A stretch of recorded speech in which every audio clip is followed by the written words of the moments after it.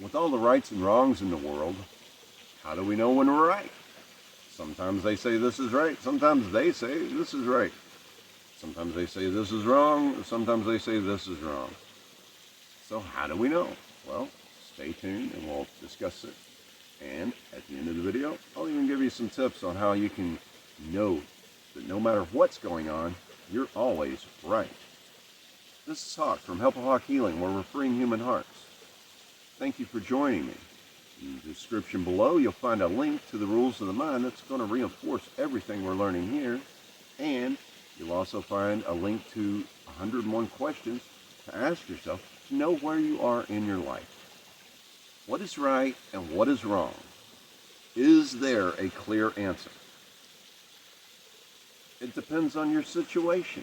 And I'm not talking about situational ethics. I'm talking about, where are you? Where are you?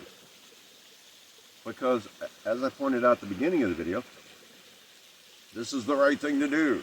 And then, this is the wrong thing to do.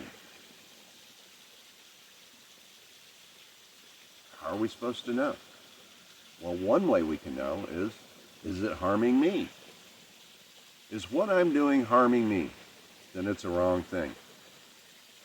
Is what I'm doing harming others? Then it's a wrong thing. That's a very, very, very simple situation to figure it out. The question is, are we going to live that way? Are right and wrong based on the situation we're in, or are they based on actual principles? Now, there's a lot of laws. They're unfair, some of them. There's a lot of rules. They're unfair, some of them. So how do we know what's right and wrong? There are books that people say, these ancient people said to live this way, or you're wrong, and you're going to be punished for it. Are they right or are they wrong? How do we know? What is the difference between right and wrong? Is it situational? Are right and wrong based on rules that can be broken if necessary? As I stated, it's really simple. Is it harming me? Is it harming you? If you don't agree with that, well, okay, that's fine. Believe whatever you want to believe. But the very simple thing is, all of the gurus, all of the masters, all of the great teachers, even the Nazarenes said, treat others how you want to be treated. So is it harming them? Is it harming you?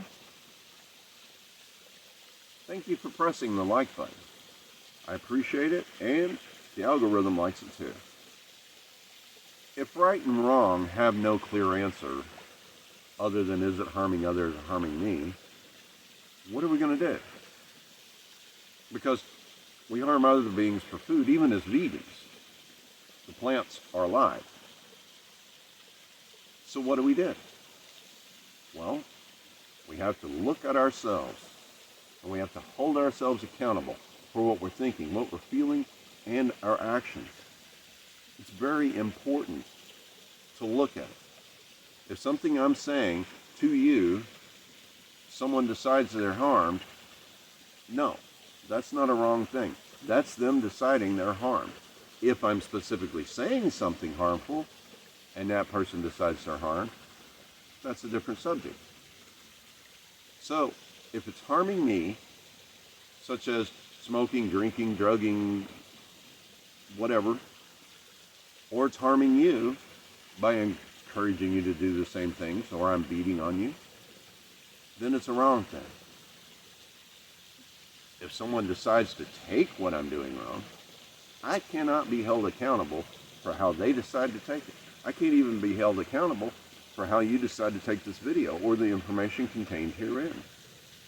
Only thing I can be held accountable for are my actual actions. My intentions are greater.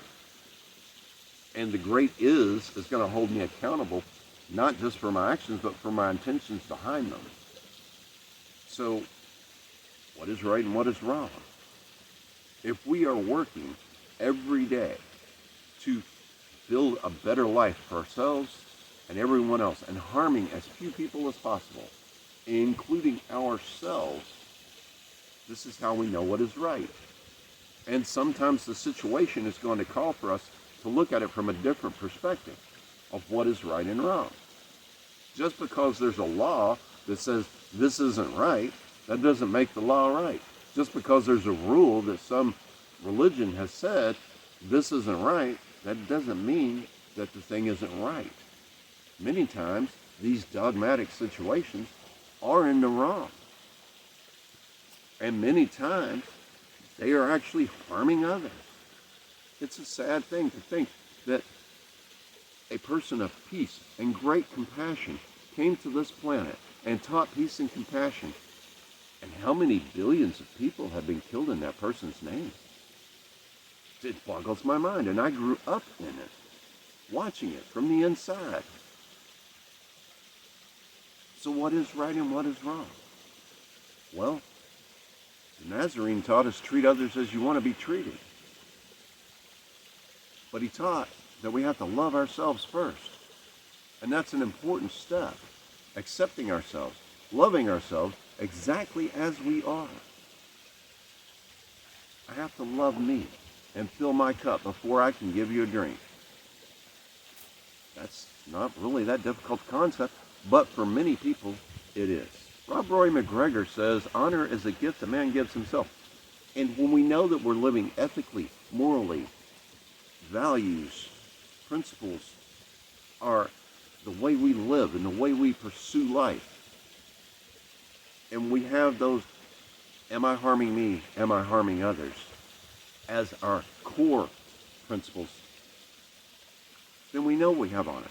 Honor, through most cultures, is something that's given by other people.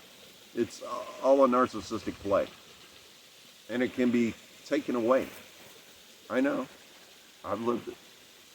But now I know that no matter what, my honor can't be taken away from me, because even in my moments of weakness, where I'm not acting ethically, or not acting with principles, or not using proper values and morals, I know that I'm enough to overcome the situation that led me there in the first place, and to let go of the emotions.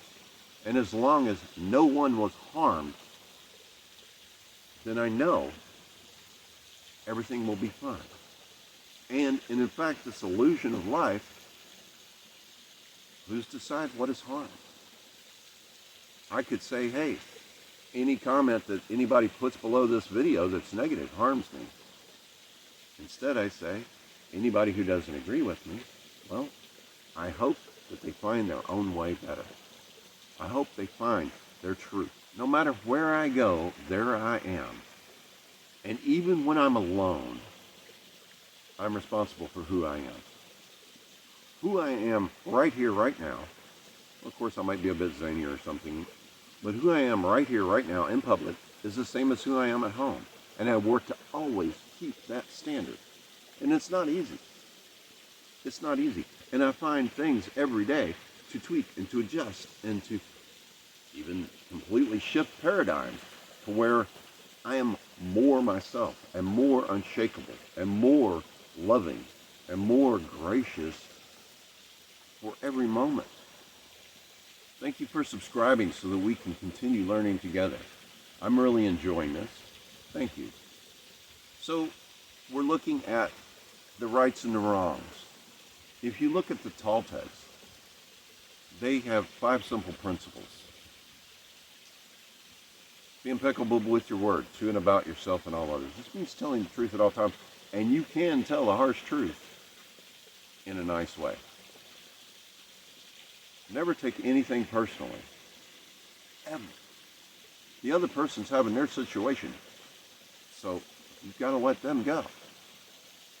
No matter what they're doing, unless they are physically attacking your body or a member of your family, unless they are deliberately harming an innocent person, let them have their tantrum and do not take it personal. Never make assumptions. Ask questions. These 2 eyes don't see exactly the same thing. Otherwise, we wouldn't be able to see and perceive in 3 dimensions. These 2 ears don't hear the same things. Otherwise, we wouldn't be able to hear in stereo. So how can we, with our limited focus, think we know what's going on in a situation completely by just assuming or presuming. Always do your best. Knowing that your best of tomorrow and your best of yesterday may not be your best of today, or even that your best of today may not be your best of tomorrow or yesterday. But always do your best. If you only have 10%, give it. Give that 10%. 100% of all that energy, that 10%, give it. And always remain skeptical. You do not know what you do not know. In fact, it is incapable to know everything. No matter how many lifetimes you might live, you would have to be the isness that is the universe in order to know every single thing. And you don't even know that there are things to be known. So, how can you possibly know it all? If we treat others how we want to be treated, no matter what they're doing, treat others how we want to be treated, we are in the right. And when you watch someone who's in the depths of codependency, treating someone who's in the depths of codependency, and they're treating each other horribly, even physically, you know that that's not the place they want to be, but it's the only thing they know, and it's their comfort zone. And they're treating others how they want to be treated because of how they were brought up, and it's stuck in their subconscious mind. So they have to learn a new way to be. My abuse recovery method here on YouTube, the introductory module of it, will help you let go of the things so that you can live by the principles of treat others how you want to be treated, love others how you want to be loved, love yourself, and then it automatically spills onto others. And live with those 5 agreements. I am enough. I love myself. I am free and unshakable. My mind has to move me into that. And I know it's a right thing to love myself, to realize my enoughness, to be free, and to remain unshakable. And you can do it too. Repeat it 10,000 times a day if necessary. Write it on Post-it notes and put it everywhere. I am enough. I love myself. I am free and unshakable. Thank you for posting your questions in the comments. That way I know what you're looking for. That way I can better able help you. Not only that, but we can continue learning together. And if I don't know the answer, and it's a possibility, and I dare say a probability I won't, we can continue to learn together and find it out together. So thank you very much for freeing your heart. Free yourself. Remember, I am enough. I love myself. I am free and unshakable. And I love you too.